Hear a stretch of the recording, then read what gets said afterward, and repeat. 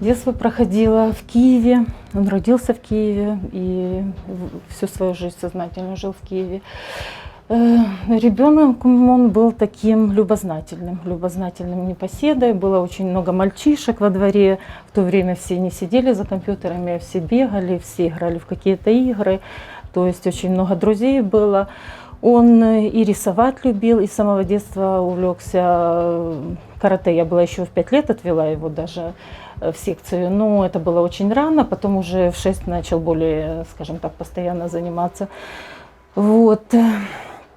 Учиться он не очень хотел идти в 1 класс.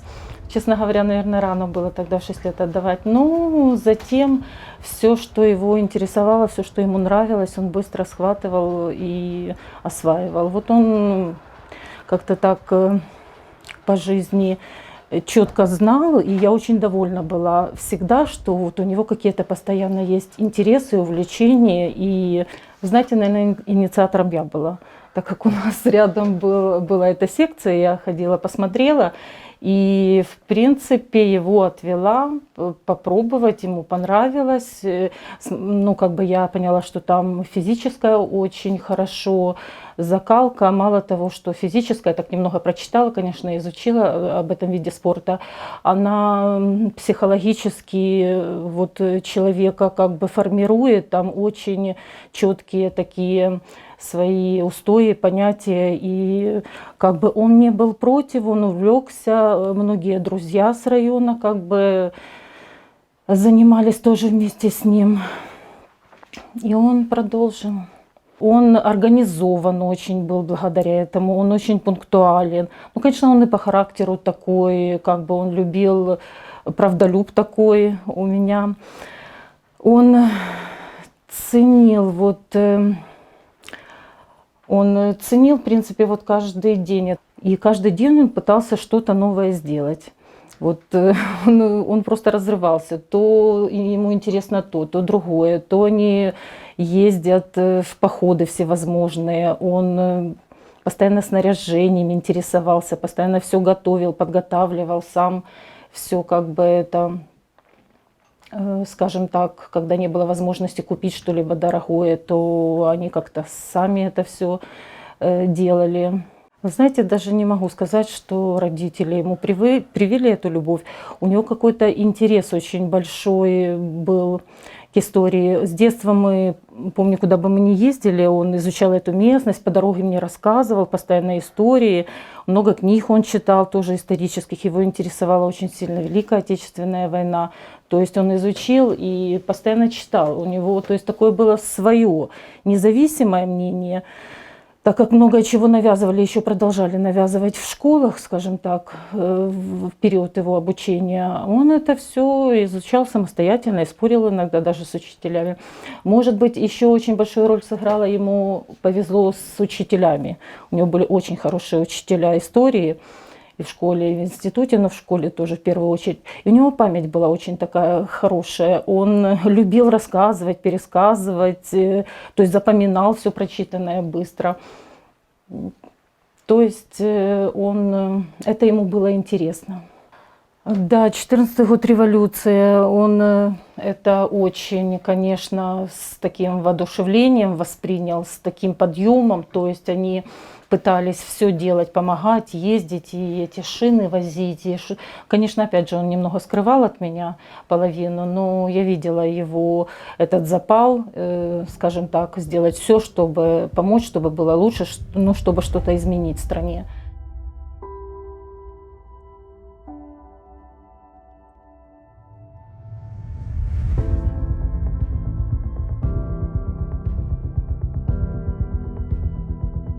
Вот как раз такие вот в тот период, когда мы познакомились с Денисом, я как раз первые разы начал посещать стадион. То есть сначала в принципе стадион, а потом уже позднее и сектор.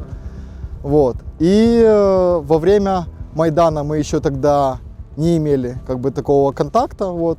Мы общались там с товарищами, вот, но с ним лично мы контакта не имели. На момент вот как раз таки декабря мне исполнилось 16 лет. Да, я тогда как раз начал развиваться в этом плане там, патриотическом, читать там разные статьи, то есть вот как-то в этом развиваться. В тот момент он уже был членом ЦК «Азов», он как раз был одним из первых. И вот как раз примерно в тот момент мы и нашли общий язык, мы уже как-то начали общаться с ним. И да, он нас подтягивал на всякие семинары, лекции, такого вот прочего, развивающее в общем. И да, как-то мы подали эту идею, он ее подхватил, и уже мы организовались и у себя по месту локально, собирали людей и занимались такими вещами, как там сносили эти палатки АПСЖ, коммунистической партии. Ну как... Уличная борьба. Да, уличная борьба. Бывало как бы спокойно, там подходили, просто забирали все, забирали, снимали агитацию, вот. Ну и просто эти люди уходили, мы их не трогали. Ну, то есть это понятно, что они там сидят просто за деньги. Вот, ну, вот так вот это в основном и происходило.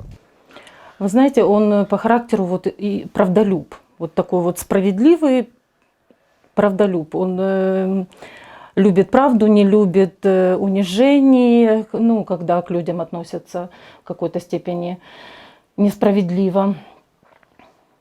Я сама не знаю, честно говоря, как он это все успевал, но он, да, он во многом был инициатором этого всего, скажем так. И эти все палатки, я сама об этом узнала уже буквально недавно, как они жгли палатки с этими, ну как жгли, уже потом, когда отнимали эту всю литературу ненужную, пропагандистскую.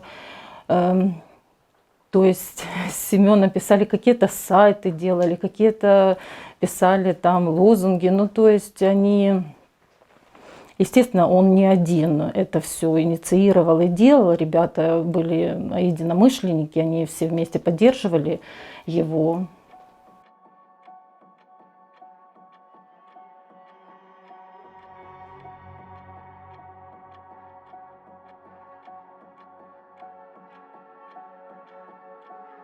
Мы познакомились на футболе все вместе. Мы начали ходить на выезда, катать вместе. Так же самое на футбол в Киеве ходили вместе. Иногда на драки подкатывали. В основном, как получился коллектив? Мы подумали, что если мы уже будем вместе, то можем попробовать футболки, себя обозначить как-то на секторе. Мы сделали, был выезд в Одессу. В Одессе мы уже стояли в футболках, и к нам подошли на секторе и спросили, кто мы и что мы себя представляем. Это был человек с коллектива СБС. Мы им рассказали, кто мы, что мы хотим делать, и нас, мягко сказать, приняли. Ну, в дальнейшем путь был уже связан с около футболом, то есть мы дрались в лесу, были драки. Ну и также самое дрались против людей, которые приезжали к нам в город. Он мне часто даже не рассказывал, что и как проходит, потому что я потом уже на видео видела, какие у них там шествия с этими фаерами, с этими... Ну, естественно, он футбол любил, знал всех футболистов, хотя сам лично не очень сильно, скажем так, бегал и занимался футболом, так как у него была другая нагрузка физическая. Но... Я так понимаю, что динамовские фанаты – это очень сплоченный такой костяк, который тоже ставит свои определенные цели и помогает во многом в жизни, скажем, страны.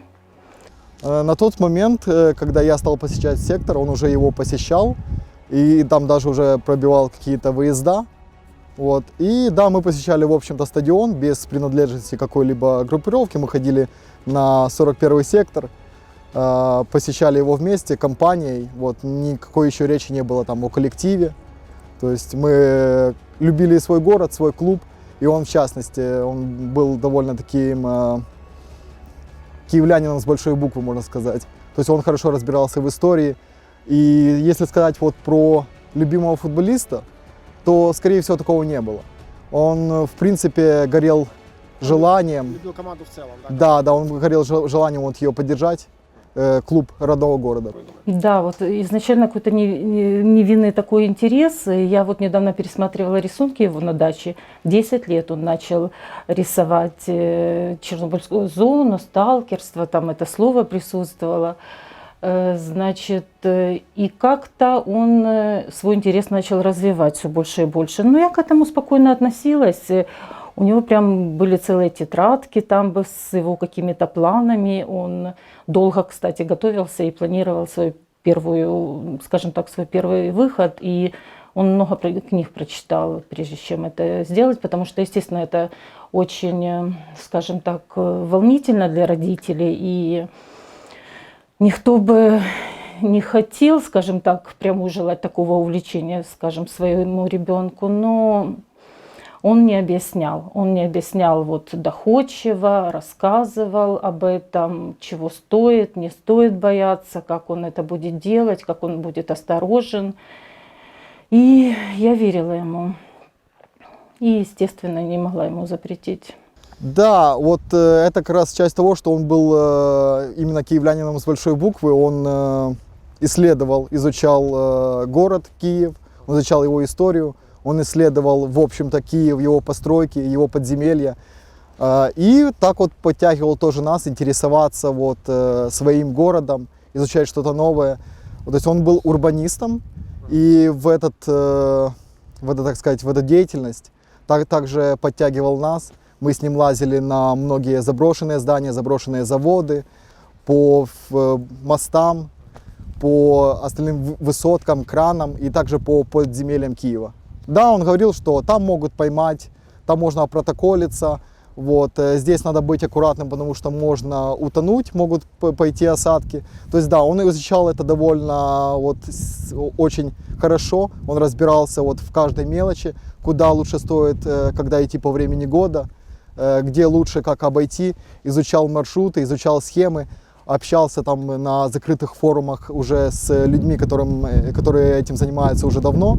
Вот, и таким образом подтягивал нас, рассказывал, и мы вместе с ним изучали Киев.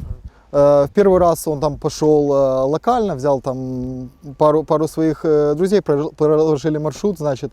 Вот, в будущем он уже стал в этом разбираться больше, опять-таки он узнавал, создавал новые маршруты, новые всякие там схемы, как попасть в зону, да, и впервые я уже с ним, правда, пошел позже всех наших друзей, я пошел уже в 2020 году с ним впервые в зону отчуждения. Да, с ним, в принципе, мог пойти любой желающий, он в этом хорошо разбирался, ну, любой желающий из его окружения. И в отличие там от всяких гидов, походников, он от этого с ребят не брал деньги. Просто как бы за хорошую компанию он брал людей, близких к нему. Это очень большое сильное волнение было, когда это же очень большой риск. Тем более они ходили и зимой, и в различную погоду, и ночевать где-то в домах, печки топить, понимаете, ну то есть... Это риск для здоровья, скажем так. Ну, всякое может случиться, все что угодно. Но они очень сплоченные такие друзья, помогали друг другу. И все, слава богу, было хорошо. То есть не было никаких таких прям моментов. У нас есть компания, мы постоянно вот вместе движевали. И, конечно же, вот нарастающая вот эта вот тревога, которая там начала там буквально вот входить в массы где-то с февраля, конечно же, нас не обошла. Мы тоже это обсуждали при встрече, общались с компанией, конечно. И в том числе, вот как раз таки во второй половине февраля, мы уже начали там обсуждать конкретные возможные планы действий, начали собирать тревожные свои рюкзаки, вот, ну и, в общем-то, прикидывать, что возможно. Конечно, это было сложно, потому что никто не знал, будет ли это вообще и как действовать. Но мы проводили вот такую вот минимальную подготовку в своей компании. Мы изучали, конечно же, свой район. Мы знали, где есть убежище, где есть укрытие, под каким зданием. И вплоть до того, как туда попасть по вентиляции, возможно, как-то туда попасть можно было даже в мирное время нелегально, как туда можно было попасть. Он знал, да. И мы даже выбрали конкретное место. Это на районе у нас, недалеко от железнодорожной станции. Выбрали место, даже кое-как его обустроили. То есть вот уже это было как раз-таки вот за несколько дней до начала. Как раз за день до того я был на работе, Мы уже активно обсуждали, опять-таки подняли эту тему в чате. Как раз-таки вышло заявление о том, что у Хуйла будет, значит, проводиться пресс-конференция. Вот. Конечно же, мы ее мониторили, подключились. После работы я зашел по дороге домой к Денису. Мы как раз досмотрели эту пресс-конференцию, обсудили. Он показал, что он собрал свой рюкзак. Вот, показал его, чем он укомплектовал. Вот, посоветовал, да, мы, конечно, пообщались. Вот, и вышли, прошлись по району, там собрали ребят. Так, в общем, ну, настроение было нормальное, как бы все были, в принципе, спокойны. Мы, повезло, что была связь, написали друг другу в чат, немножко скооперировались и поехали в ближайшее ТРО. ТРО, это который был у нас тут на Дарнице. Но в момент того, как мы ехали, нам позвонил друг, сказал, что есть вариант Попастир, откуда мы и начали свой путь. Мы были все время вместе, мы были в одной группе. Мы действительно вместе патрулировали, охраняли нашу территорию, патрулировали район. Значит, да, и впоследствии, конечно же, вместе прибыли сюда. То есть искали ДРГ, так званых, ждали высадки, обещали, что будут, но так они не высадились нигде. Патрулировали наш район, иногда выезжали не только в наш район, то есть некоторые парни ездили и дальше. После этого мы попали на Ретровиль. Там мы меняли своих друзей. И также патрулировали, конвоировали вместе с 72-й бригадой. Выезжали с ними на задания, с их боевыми машинами. И было все хорошо, я бы так бы сказал. То есть было спокойно, мы понимали, что мы делали и для чего мы делали. Значит, мы постоянно были на связи. Дело в том, что у меня мама была больная тогда очень, рак 4-й стадии, и я часто сидела с ней, ночевала у нее. Но мы постоянно были с Денисом на связи и вечером, и утром обязательно. Я как бы не... Мне кажется, все тогда не воспринимали это столь серьезным нападением.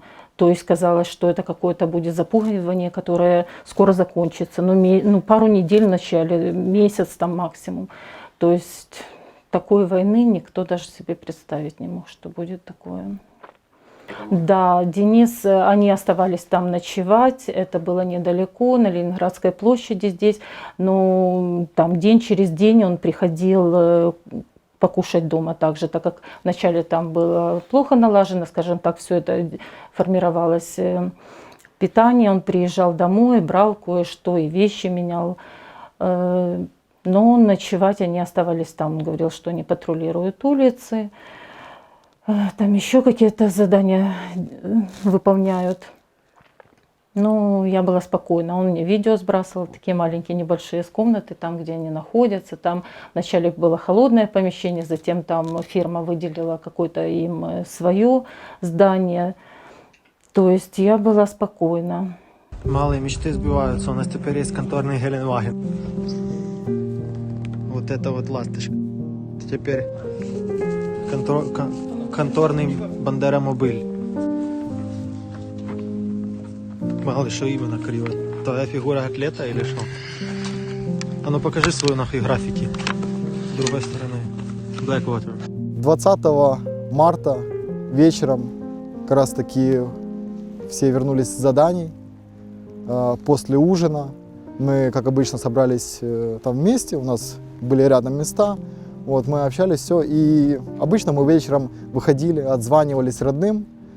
Вот. И я вышел, сел в машину, которая была припаркована на парковке, вот, и ждал Дениса, потому что он должен был подойти. Это обычно так и было, то, что вечером мы с ним вместе были. Я сидел в машине, общался по телефону, постоянно смотрел в зеркало боковое и ждал его прихода. Вот. Но он так и не пришел.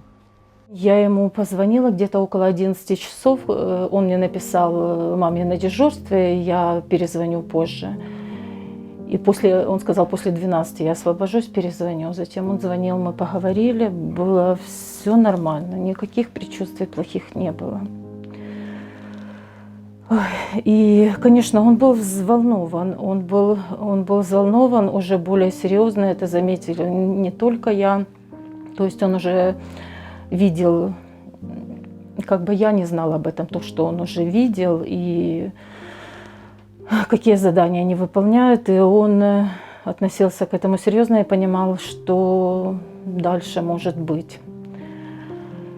И вечером, днем он мне перезвонил, да, мы поговорили, спокойно, все хорошо. Вечером мы уже не созванивались, так как было плохо с мамой. И когда она умерла ночью, я утром написала Денису: Денечка, ну, я звонила ему, он трубку не брал, это бывало часто, он потом сразу выходил на связь. Написала: перезвони, и, естественно, он уже не перезвонил.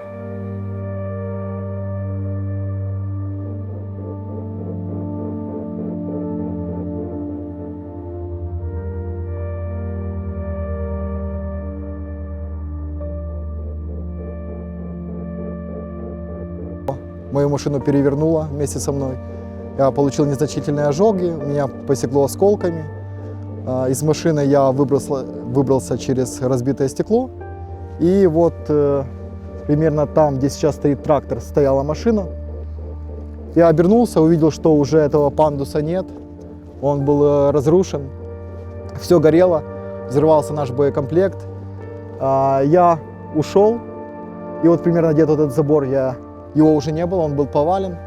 Я обошел, и вот ровно вот по этому месту, где мы сейчас есть, я обошел и пошел обходить вокруг ТРЦ, чтобы попасть как раз таки к своим парням, которые находились на тот момент в ТРЦ. Поскольку этот выход был завален, через него невозможно было зайти.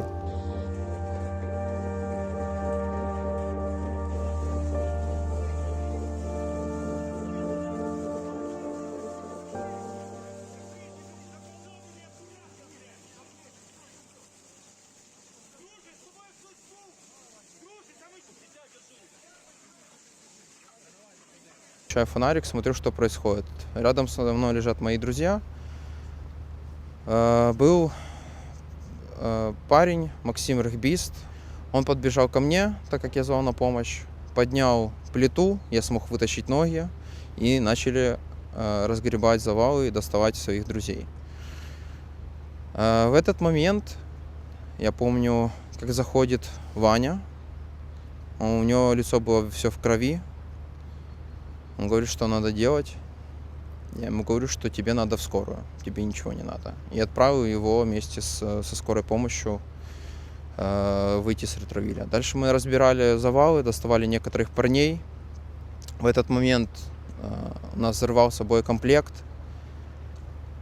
Еще падал цемент на голову. Я нашел каску, надел ее.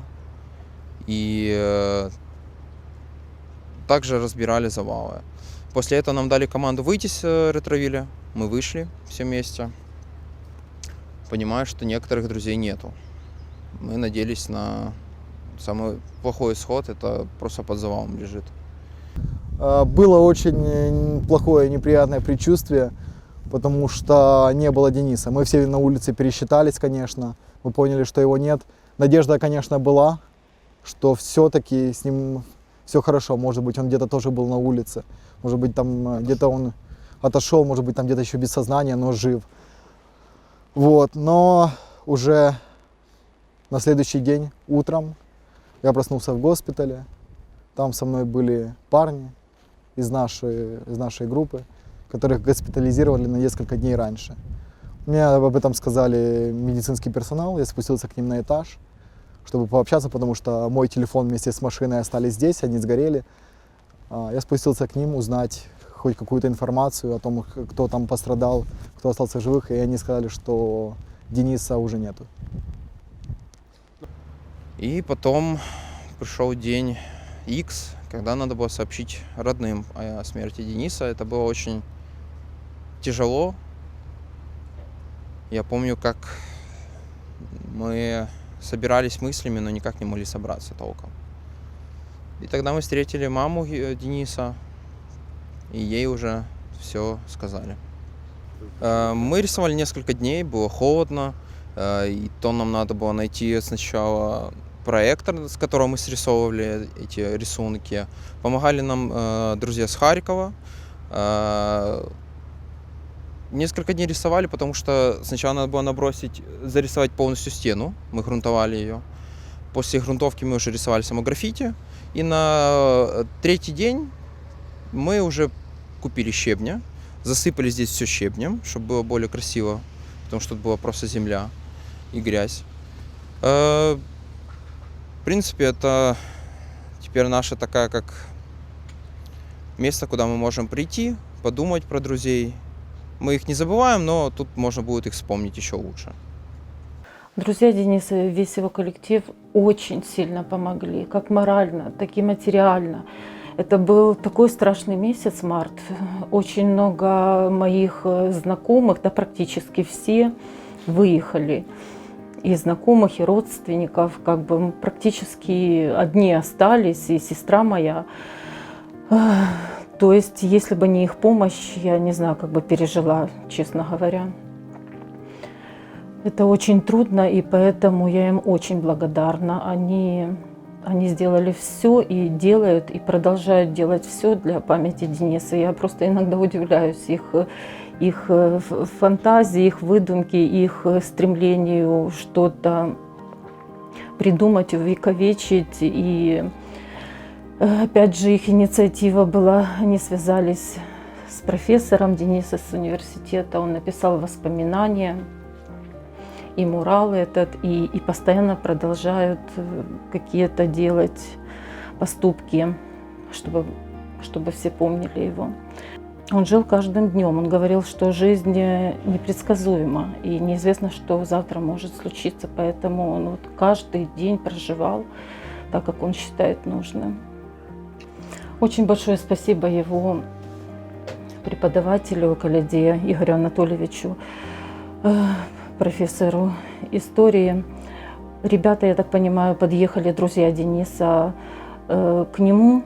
И я точно не присутствовала при этом разговоре, но я так понимаю, что они как-то совместно, но Игорь Анатольевич, видимо, предложил, так как он пишет книги, то есть у него есть много достойных трудов, он предложил и сам не ожидал, что, как он сказал, это очень даже достойная вышла книга, так как много очень воспоминаний.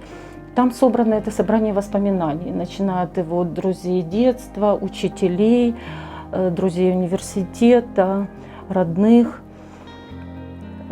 Воспоминания, такая книга воспоминаний с определенной хронологией как бы его жизни.